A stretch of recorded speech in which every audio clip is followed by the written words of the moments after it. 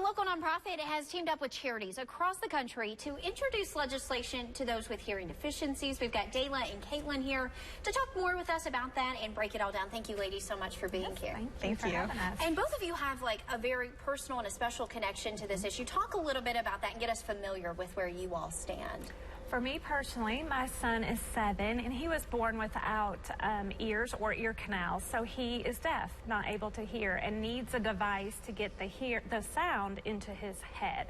So he does that through a bone-anchored hearing device. And then Caitlin, you also have a connection as well. Yes, so my daughter Hannah is 9 and we found out she was deaf when she was 2.5, and after a 3-year battle with the insurance company, we finally got a cochlear implant covered for her. And you all did say, you know, this tends to be a battle sometimes. There's been some legislation proposed. Tell us a little bit about that. What is it that's actually proposed here?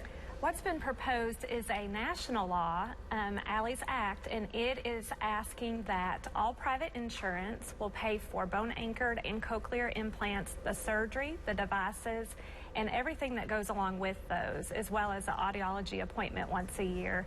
And surprisingly, that's not covered by all insurance. And you ladies have both 6 months, she would not wear it because it's bone conduction. But with the cochlear implant, she gets up every morning, she puts it on, her hearing has improved, her volume has come down, so she's a lot quieter. And you all were able to partner with other charities across the nation. This isn't just here in our region. How were you able to connect with those charities, and how is that improving the chances for this legislation? Absolutely. So this law was actually put together by earcommunity.org, and it's out of Colorado. My son Brody is friends with Allys Act. She also wears a bone-anchored device, and so they had struggled and are currently struggling to fight insurance for coverage, and so they got all different organizations, pediatric societies to support this and move it nationwide. And for our communities and those who are watching today, how can they help assist in this legislation? Is there anything they can do to bring awareness to this or help out if they might see a need? Yeah, so if they want to help, they can contact their local congressman and just tell them that you want the congressman to support Allys Act.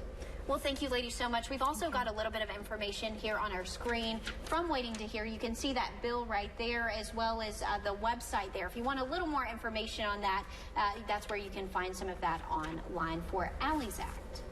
Well, don't go anywhere. Coming up, we're going to talk about Catholic Schools Week, and we have a couple of representatives here to inform us and tell us about what they're looking to educate on for that week. Don't go anywhere.